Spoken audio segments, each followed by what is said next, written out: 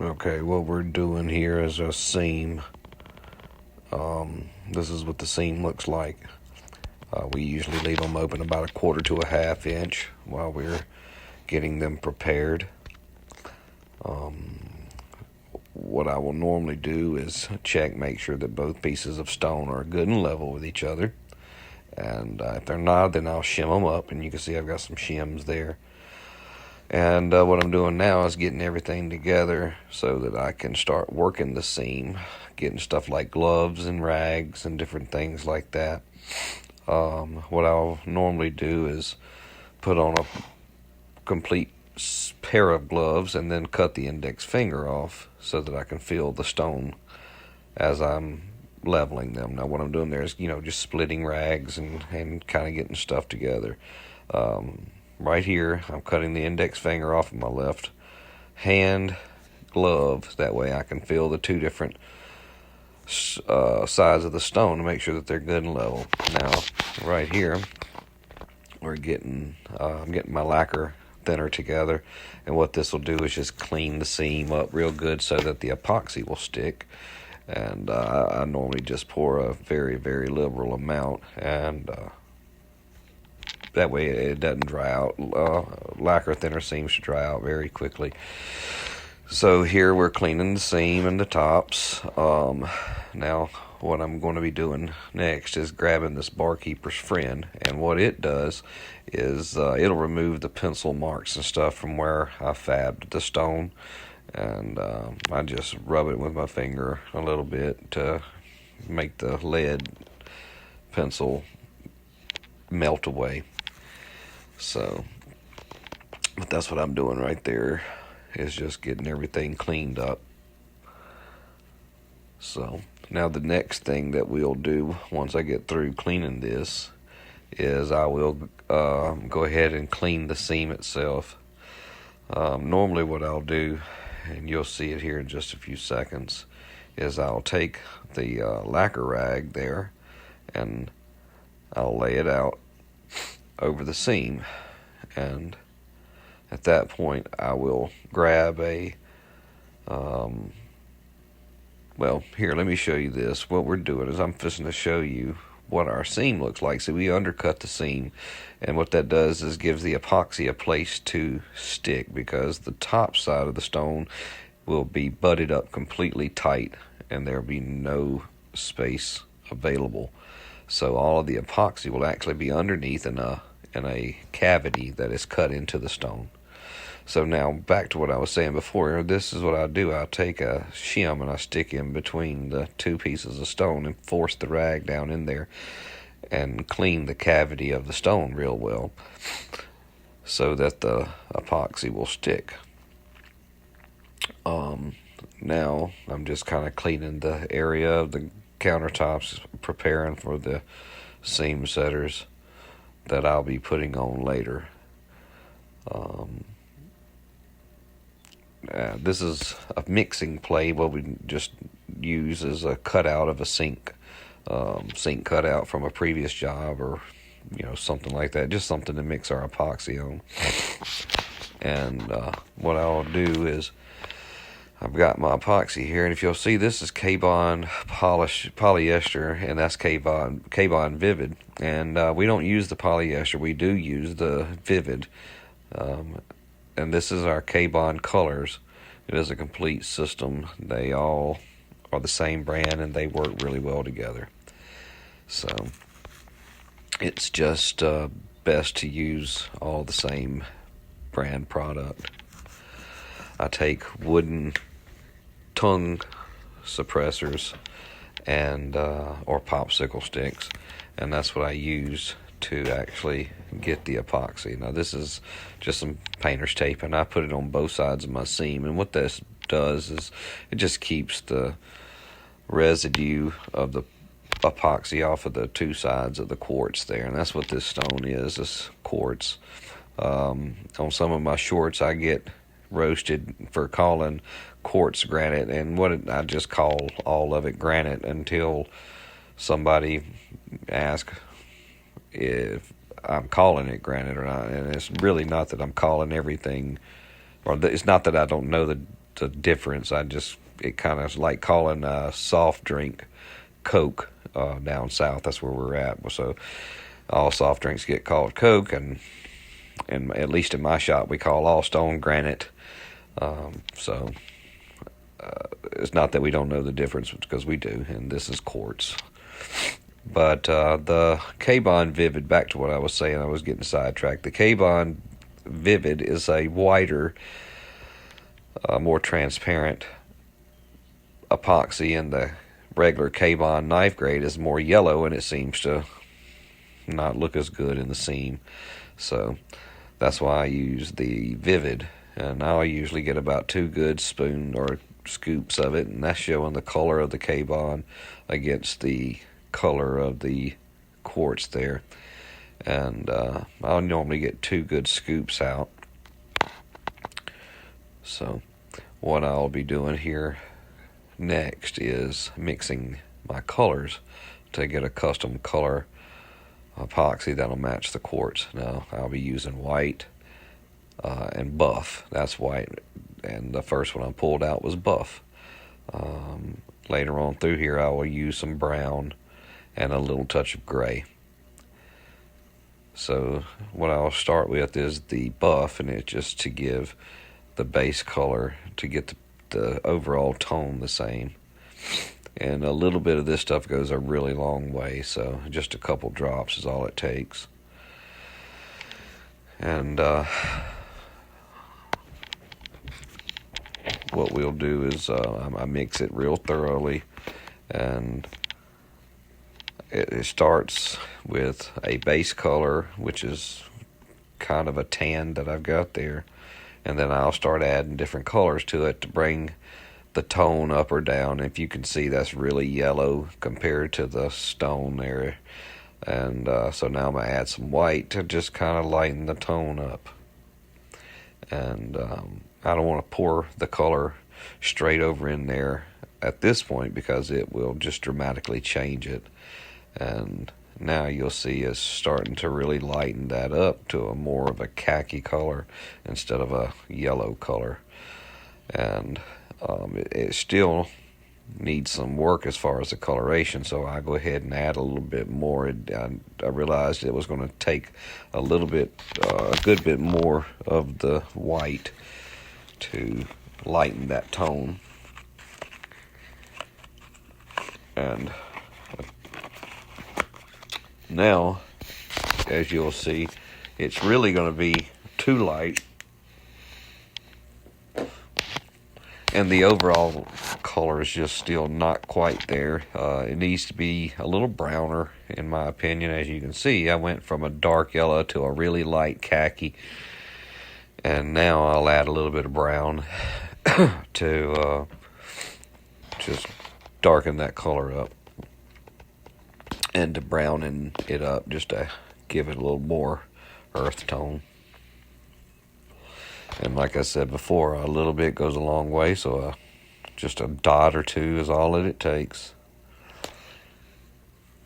And we just mix it in, and you can't mix it too much. And what you'll notice now is once I finally get the amount of brown in it that I think is right, I'll stick it next to the quartz, and then you can see for yourself the color is really, really close. Sometimes I can get it 100%, but sometimes I have to just kind of stick with 90%. Normally the seams are so tight you don't even really see any of the color. The only reason I even mix color anymore is just in case you do see a little bit of that color.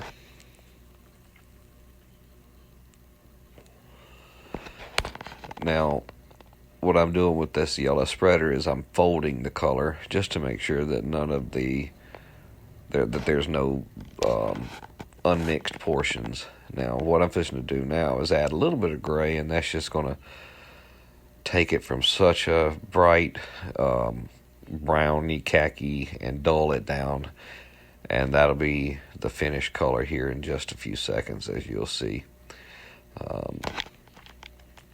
And again, I don't think that this color is 100%.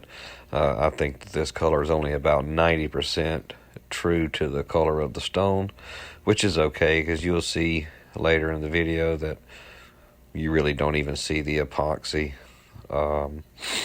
Most of the epoxy is in the void underneath the stone. But that is a finished product right there as far as the coloration of the epoxy. Now, a lot of people say this is an old school way of doing epoxy, or doing gluing stone together. This is the only way that I've ever known. I've been doing stone for about 10 years, and this is just the way that I've done it throughout my whole entire career. Now, that's going to be the finished tone that I stay with right there. So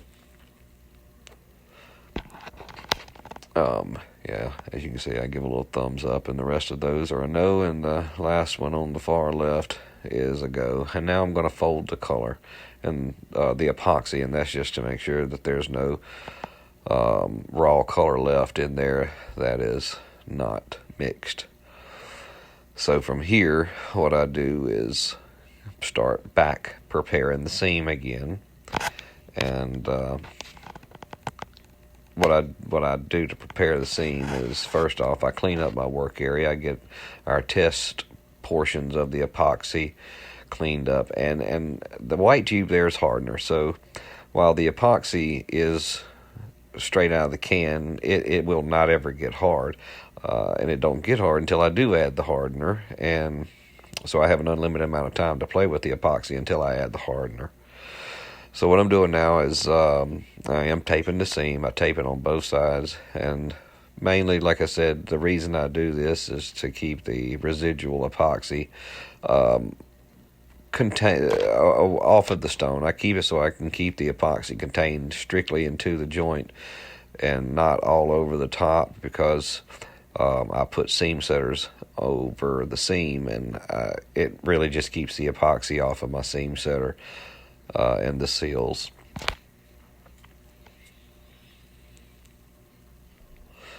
So once I get this taping done, what I'll do is, you'll see here shortly, I'll get the seam setters out. And the seam setters that we use are a brand called Gorilla Grip, and they're made really to bow stone. A lot of times these man-made stones, such as quartz, will naturally have a bow to them or a crown in them, and the seam setters that we have will actually unbow the stone so that we can get a more flat surface. Now, these are the seam setters I was speaking about. These are Gorilla Grips, and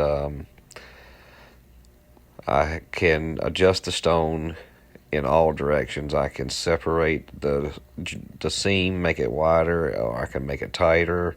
I can adjust the two pieces of quartz on each side up and down. It's really what I fine-tune the seam with, and how I get it perfect is with the ability to level it. Now, what you just seen me doing was rolling the seam setter out, and that is separating. And what I'm doing now is demonstrating the part of the seam setter that will adjust the stone up and down. So what I do is, now that would be representing how to open the seam up or separate the two pieces of stone. So now we're basically at the point of no return. I'm getting ready to add the hardener into the epoxy, and from the second that the hardener is added to the epoxy, everything is going to be constant speed. There's going to, you have a limited amount of time to get it done before the epoxy hardens, and once that epoxy hardens, it's game over. Whatever and however the stone is sitting when the epoxy hardens is just how it is. So what I'm doing is just making sure that hardener is mixed in, and the way the hardener is just like any other epoxy. The more hardener you add, the faster it will cure, and the least amount of hardener, the slower that it will cure. Now, naturally, the slower some of the epoxy cures, the harder and stronger it is, and the faster that it cures, the weaker that the epoxy is. So what I'm doing now is packing the seam. I've got about a ½ inch to a ½ inch to a ½ inch gap between the two pieces of stone, and I pack it in really good to the void underneath the top of the stone here. And I go all the way down the seam, and I just pack it in there really well, and just make sure that the entire void is coated really well in epoxy.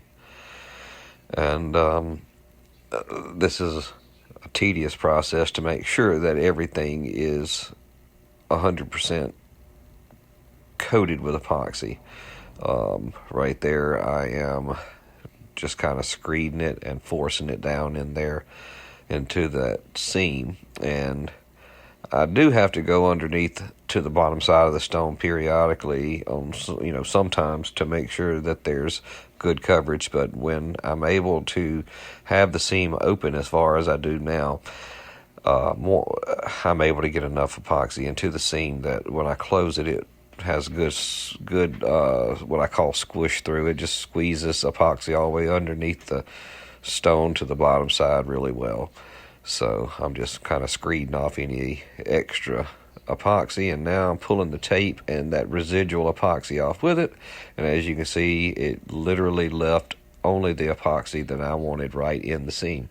And as you can see, if I hadn't have put the tape on where I was screeding that epoxy, it would have left a film of epoxy all over the top, and it would have gotten underneath the seam setter and could have potentially allowed it to slide. So now the way these seam setters work is they are suction, and they suck themselves to the top. And once it has attached itself, I'm able to lift the stone and separate the stone with the seam setters. And they are able to lift about 1,200 pounds per seam setter there. There's two of them. What I'm doing now is just kind of pulling the residual epoxy off as I start adjusting. I'm adjusting both sides of the stone to make them exact with each other, so that you cannot feel the you can't feel a ridge or a catch in between the two stones. Now, what I do sometimes is take a razor blade and standing up on the cutting edge and slide it from stone to stone. But what I've discovered is when you use a razor blade on quartz, it will turn the edge of the seam black, and it is next to impossible to get that dark color off of the seam itself. So what I've started doing is simply using my finger and filling of the seam itself. And again, this is a tedious process, and it is back and forth, side to side, front to back, filling of the seam in every direction. And at this point, I have yet to completely close that seam up. It has still got about a 30-second gap between the two, and I'm just kind of filling back and forth. Now, what happens if you close the seam up too early and too tight and then try to adjust the height of the two stones? It will blister the edge of the stone and cause a blowout, and that looks terrible. So, again, just checking that stone from side to side. And again, I'm racing the clock here, because the whole time that you are working this, that epoxy's getting harder. Now, if you've seen, I just rolled those two balls there, and that basically closed up the gap, and you can see the epoxy squeezed out even more through the seam, and I'm screeding that off with a small spreader. And then I will go through and check it again from side to side. I'm tightening up the stone on the back side even more. I got more squeeze through with the epoxy. I'm screeding that off, and just kind of working the seam.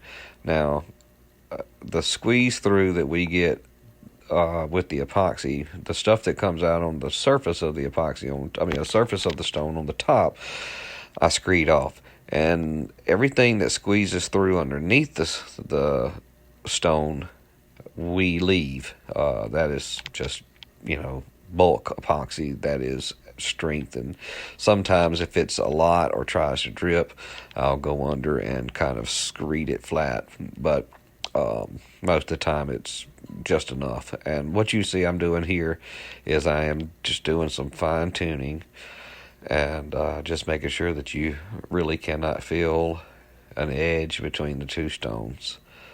Just fine adjustment. And really you'll see me do this until the epoxy is starting its beginning stages of setting out, what we call graining, and because it looks like the consistency of peanut butter with like a grain in it, or a salt mixed with it. If you can imagine mixing salt and peanut butter, the grittiness that the peanut butter would take, that's about what epoxy looks like once it starts its initial curing. Here I'm still just checking that seam over and over. Now what I am doing now is I'm going under and pulling the excess down. There was a good bit of excess epoxy hanging from underneath the stone, so I was kind of just spreading that out. Now what you see me doing now is cleaning any residual epoxy off the top of the seam. A lot of times you'll see installers, they will take a razor blade and scrape the seam, and what I've discovered is when you use a razor blade to scrape quartz seams, it leaves a black line. Now they do make ceramic razor blades, but they're roughly $100 for a box of 50, where I've discovered that you can just take a rag with either lacquer thinner or alcohol, either one, and just clean the seam after you're happy with the setting that you've set the seam to. It doesn't hurt the epoxy or dilute the epoxy in any way. So I just clean it off, and there's no scraping of the seam at all. Now, as you can see now, the seam is virtually gone. You can see in real life hairline. It looks as if you've left a hair laying on the countertop.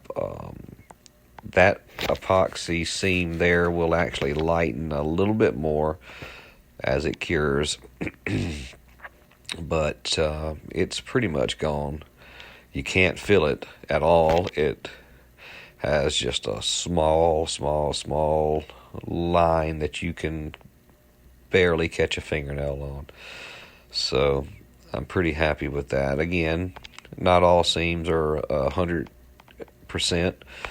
Some seams are 95% perfect, but and if it was, some seams don't even get to 90% perfect, and at that time we would face polish the seam, but that's very, very rare. Right here I'm just kind of checking my epoxy and see how hard it is, and it's got a little bit left to go. As I'm gesturing there, you can see, but the seam setters are still doing their job. They're sucked down to the top, and we'll wait for the epoxy to cure. So now at this point the epoxy has cured, and what I'll start doing now is removing the seam setters. So I turn the machine off and start getting it prepared to put away, and what I'll do is go over and flip the valves, and that relieves the suction. But first I remove all tension off of the levelers, and that way when I do release the suction, it doesn't just kind of drop all of it at one time. So once I get all of the pressure off of the adjusters here, I will turn the valves, which is what I'm doing right now, and that's releasing the suction to the machine, or to the seam setters. It takes a few minutes for it to release, and once it releases, I close them back up and put them away. And as you can see, the seam is, it's virtually gone, and that is what we're after. So the seam itself still needs to be cleaned, and the countertop still needs to be cleaned, but that's the overall finished product right there. Like I said, it will be cleaned, and there will be a little bit of residual epoxy that you will see. I actually do take a razor blade on this one and lightly get rid of some epoxy that's left there on the top, but for the most part I don't use razor blades at all. So this whole process normally takes about 30 minutes from start to finish, and when it comes to granite installs or quartz or natural stone installs, anytime you have a seam, that is the slowest part of the install, is making sure that that stone is seamed up right and as perfect as it can possibly be.